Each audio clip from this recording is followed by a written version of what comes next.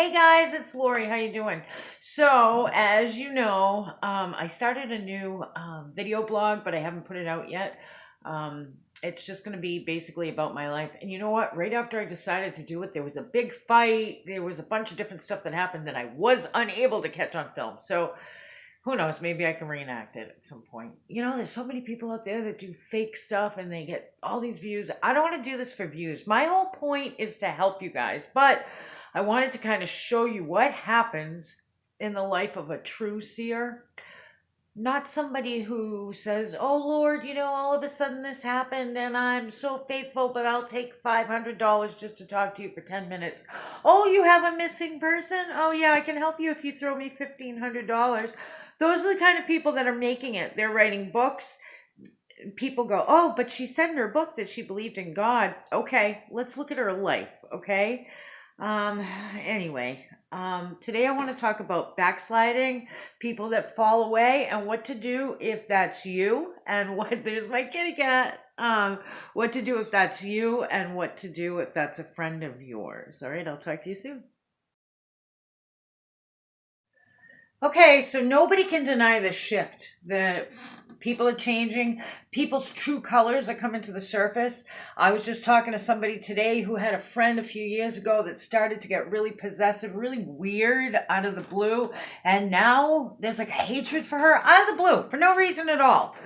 Has that happened to you? Have you seen somebody that maybe you thought you knew, or you thought you guys were friends or whatever, and then all of a sudden, boom, there it is. They betray you, or, how often do we hear about a man or a woman going with their quote unquote friend's spouse, right? That's a betrayal. How about, a friend that knows you need help and they totally turn their back on you? That's a betrayal. How can they call you that you're themselves your friend if they can't offer help? Now, I understand that some people, can't maybe give money, or maybe they don't have the room if you need a place to live, or maybe, whatever the case may be. There's a difference between can't and won't, okay? What I want you to do is look at this through spiritual eyes, okay? We fight not against flesh and blood, but powers and principalities. So everything is a spiritual thing. And I know you might think, okay, Laura, you're taking it a bit too far, but people are showing their true colors with this new shift. Wow. And some people might just surprise you. You might think, oh, that was, a good friend of mine, and no, would they never do this or that? And then there they are. They're doing it, right? Or that was my brother or sister or whatever, and they're doing it. Well, I don't want you to be surprised. I want you to look at the times that we're living in. Okay, so maybe it's you, maybe it's your friend, but if this is happening, I want you, if it's you personally, I want you to take a close look in the mirror, start writing down things, and immediately change it, because you can. You can contact somebody, a spiritual advisor or something, and you can kind of get right back into the game. If it's somebody in your life, even a family member, you need to detach. You need to cut that spiritual tie, at least temporarily, okay? Because it's so much easier for someone to bring us down than for so many times you say, no, I'll bring them up. It works the opposite. It's been proven over and over. So here's just a couple things to look for, and if, like I said, if it's you, get right back on track. You can do that. That's the beauty of spirituality. You can do that. If it's somebody you know what? During this shift, like I said, people are going to show their true colors. Or they could be fallen. They could be fallen into the darkness, which happens often. And sometimes there's not a lot we can do. Sorry about that. I had to fix this. Okay, so say somebody or yourself. Let's just look at this. Okay, so all of a sudden, are you not as interested in spiritual things? Does it not interest you as much? Do you feel like you just don't have enough time, or there's other things that going on that you need to focus on? You can't even take 2 minutes in the morning to do a prayer of gratitude or to raise your vibration. That's number one. Number two, you're actually opposed to it, okay? There's like a negative vibe to it. You normally go and meet with a spiritual advisor and you're like, no. Not only you don't have time, but you're like, no, don't want to do that. Maybe you go to church regularly and all of a sudden you're like, no, I got other stuff I got to do. You read your Bible or other spiritual material, and now you don't want to do that. Number 3, you're thinking like the world. You are only relying on worldly things. You are not looking at miracles. You can't be bothered with that kind of stuff. Number 4, you can't help other people. It's all about you. And nobody wants to admit that about themselves or a friend. But again, if your friend is in trouble and you can't help, you're thinking about you. If you won't help, I should say. Sometimes you can't help. But there's very rarely a time where there's nothing you could do. You might be able to talk to them, give them a hug, whatever. Do you need to control a situation? Do you have to be in control of it? And that's the way that you say that you care? That's a sign of darkness. That's a sign of falling, okay? That's a sign of worldly or even negative, okay? Being of the world is one thing. It's not the right way, but there's negative spirits out there. And if you need to be in control of everything, you're probably dealing with negative spirits. And you might have allowed them in. If it's a friend of yours that needs to control everything, like I said, break the ties. So self-centeredness, being in control, apathy towards other people. As long as everything's okay with you and you're good, doesn't matter what's going on with other people. And most of the time, if you're feeling that way, or if a friend is feeling that way, they will have every excuse in the world not to help somebody else. They'll say, oh, well, that person doesn't deserve it. I don't have the time or money. Oh, I've tried to help before and they only go back to it, whatever the case may be. Or I don't have time, or I'm too stressed out, or blah, blah, blah. Okay? So apathy towards another, not willing to help another person, wanting to be in control. I think I'm up to 6. I don't know.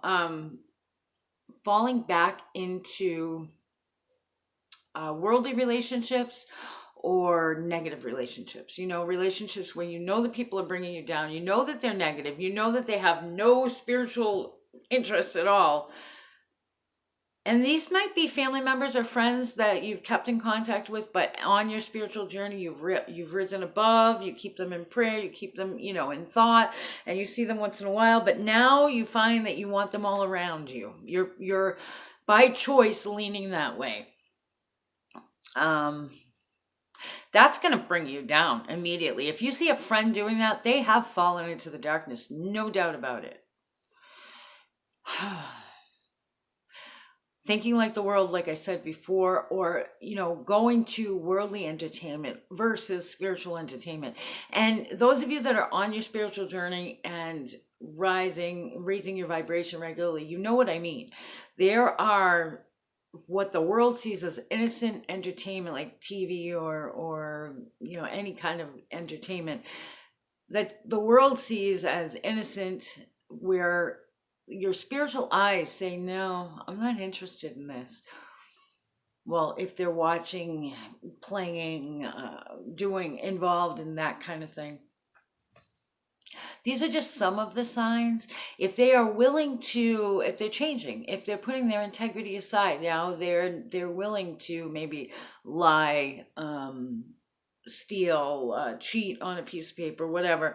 They're willing to, do whatever comes, whatever seems to be the easiest.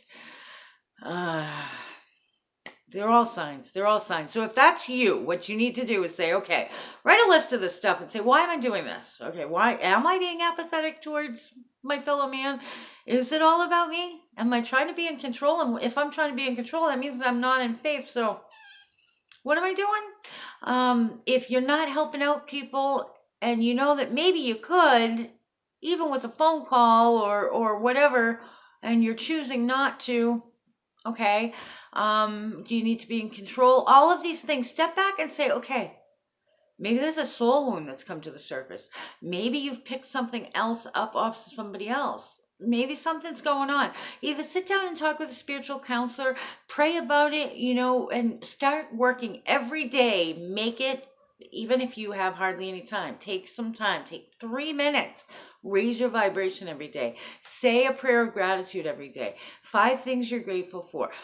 Who do you need to forgive? Walk in forgiveness. You will be back on track in no time at all. You'll see that those things that you were starting to pull away from the worldly, you'll pull back away from. The people that you find, oh, what am I doing here? You'll pull away from. And you'll be back on track, and you'll start working for the good. You'll start becoming more and more spiritual. It happens in no time. That's the good thing about spirituality is boom, it just is instantaneous when we want it to be, right? Okay. And you know what? When you're walking the negative path, you might seem like you can manifest really quickly, but the things that you're manifesting are not what they're supposed to be. So they're going to turn out to dissolve or break up into chaos or whatever. If you are walking along your spiritual path, what you manifest is going to last. Okay? So it's important not only as far as our spiritual bodies, as far as our spiritual life, but even in this world, what we deal with in this world. You don't want to manifest something that turns to crap or explodes on you or causes all kinds of chaos in your life. You want that which you manifest to last and to bring you and others joy and peace and prosperity.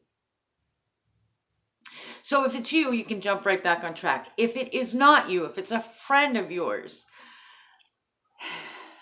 try talking to them. Try approaching them, whether you need to write them an email if they won't listen to you. Sit down and talk to them. Take them out for coffee, dinner, whatever. If they will not listen to you, do not argue. Don't get into a pissing match. Doesn't matter. You brought it to their attention. That's all that matters. Detach. Detach. Even if it's a family member, you don't have to stop talking to them, but you need to detach and cut those soul ties because, like I said before, it is so, even if you think you are right there where you're supposed to be, it is so much easier for the negative to bring somebody down than us to bring them back up. Okay, so detach, walk away. Hopefully it's only temporary. As you're walking away, no resentments. No resentments, no vengeance. We don't play with any of that. All right, you let God take care of it. You send love, you send prayer, you send forgiveness. And remember, forgiveness is an act, it's not an emotion. If you've been betrayed by a friend, you're hurt. You don't want to send love. I understand that. If you've been betrayed by your spouse, you don't want to send them love. I get that. You don't want to forgive, maybe. You want them to feel what you feel in the hurt. So it's a fine line because negative can get in with that. That's why we need to walk in gratitude, belief, and forgiveness. Because if we walk in gratitude, belief, and forgiveness, we're going to maintain our high vibration and we're going to be able to manifest that which is real, that which is supposed to be, that which is spiritual, that which is positive. And, the reason why God says vengeance is mine is because he doesn't want us getting filled with all that bitterness and resentment. So that's all you can really do. But make sure you detach. Don't let them bring you down. All right, guys, I'll see you in the next video. Hey, listen, I got a little announcement that I'm going to put at the end of this video. I appreciate you. If you can do something, please do. If you can't, that's okay. Just pray. I love you guys. I'll talk to you soon. Hi guys, it's Lori. Now, those of you that know me know that I need to find a place to live and I need to find it quick. I have the money to do it. It's not a matter of money. I don't want you people to say, well, how can you be a life coach if you don't blah, blah, blah, blah. All right. I have the money to do it. It's just between people, betrayal. I'm not going to say anything else. It's betrayal. I'm stuck without a place. So there's going to be some in-between time unless God provides a miracle and I get a place within tomorrow. So if you know of anything, please let me know. And I am raising funds So if you want to make a donation, great. I'm offering 15% off all sessions, all programs, all life coaching programs. I'm setting up a new website, so all that's good. So just give me a call, leave me a comment, or write to me um, at answers, the number 4, YOU 16 at gmail.com. All right, thanks, guys.